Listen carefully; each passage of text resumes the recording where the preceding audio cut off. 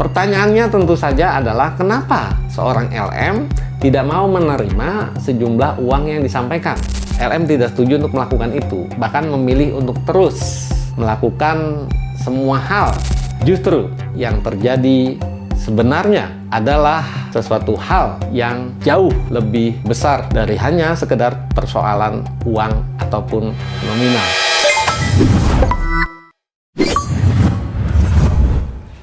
Coach, Ya. satu lagi nih. Oke. Ini sekarang dari LM ya. Oh, dari pihak LM. Ya, Dari pihak baik. LM. Jadi mau gimana lihat psikologi statementnya seperti apa? Karena kan yang diupload tuh rata-rata caption di coach. Caption ya. Jadi tidak ada bentuk satu statement langsung atau video ya. Caption, Ya. caption gitu-gitu. Nah ini boleh ditanggapi coach. Oke. Kita perhatikan di sini ada beberapa postingan yang disampaikan berupa screenshot dari chat dengan caption LM spill chat pertama kali dengan Pak RK di sosmed. Ya. Jadi di sini ada caption nih yang penasaran awal kenal gimana, yang chat duluan siapa, yang video call duluan siapa. Ini chat ada isinya loh, setelah aku read langsung di unsend lagi. Paham kan? Jadi jangan karena kalian visit IG ku, lihat brandingku yang seperti ini, aku dibilang gatel gitu ya. Nah, sayangnya adalah di sini kita ataupun teman-teman ataupun viewers tidak bisa melihat secara utuh apa yang disampaikan di sana. Karena apa? Apapun alasannya, apakah sudah di unsend ataupun apa, tapi ini bukan satu hal yang utuh, sehingga ketika ini disampaikan, statementnya dimunculkan, kita tidak bisa cover both side. Ini adalah versinya si LM, bahwa ada bukti chattingan, tapi hanya dari beliaunya saja, tidak dari kedua belah pihak. Yang diklaim oleh pihak si LM ini sudah di unsend. Kalau memang sudah di unsend, berarti ini tidak bisa dijadikan validitas bahwasanya isi percakapan itu adalah A misalkan. Itu kita bisa perhatikan di sana. Selanjutnya kita bisa lihat klarifikasi LM. Saya tidak pernah menghubungi Bapak duluan. Di sini kita bisa lihat ada kata-kata, halo Pak, aku baik, Bapak apa kabar?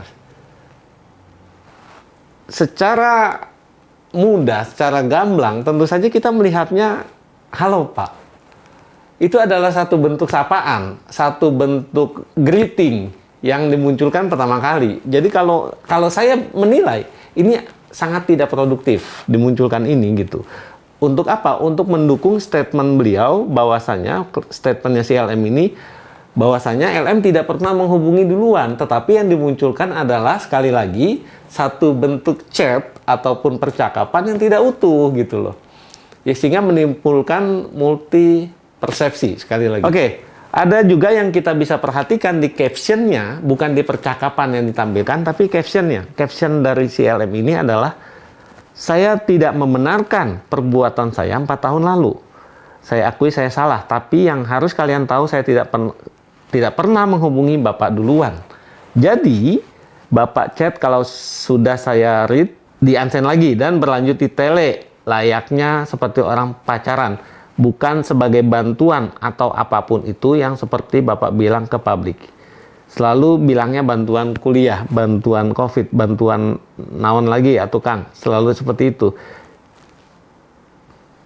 Oke, ini menarik sebetulnya ya kalau teman-teman jeli melihat di sini. Jadi si LM ini menampilkan sekali lagi satu chat yang tidak utuh, tapi ini juga merupakan satu jebakan yang dia gali sendiri untuk dirinya. Dengan apa? Dengan mengatakan di sini berlanjut di tele, layaknya seperti orang pacaran.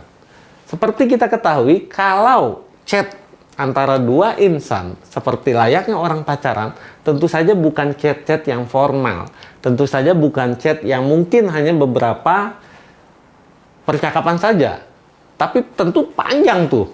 Mungkin berjilid-jilid chat di sana gitu. Ketika ini disampaikan berlanjut di tele, seharusnya dia pun bisa menunjukkan bukti tersebut. Tapi di case ini kita sama sekali tidak disajikan bukti adanya percakapan di tele. Oke, di salah satu postingan kita bisa melihat ada sebuah chat yang tampaknya dilakukan oleh pihak RK yang menawarkan sejumlah uang dengan nominal tertentu kepada si LM, yang di sana ditampik atau ditolak dengan jumlah itu. Beredar kabar ini adalah hoax, ini adalah chat buatan dan sebagainya. Terlepas dari itu semua, kalau kita perhatikan chat tersebut, saya kok yang melihat bahwa chat itu sebetulnya benar. Pertanyaannya tentu saja adalah kenapa seorang LM tidak mau menerima sejumlah uang yang disampaikan, yaitu 500 juta.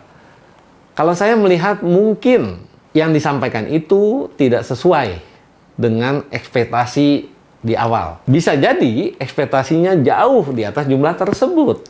Akan tetapi di chatnya itu hanya ditawarkan sekian, dengan pertukarannya adalah untuk men-take down ataupun untuk menghentikan semua postingan-postingan yang menyangkut permasalahan ini. Tapi beliau tidak setuju. LM tidak setuju untuk melakukan itu. Bahkan memilih untuk terus melakukan semua hal berupa postingan, berupa potongan-potongan kejadian yang disampaikan di sosmed.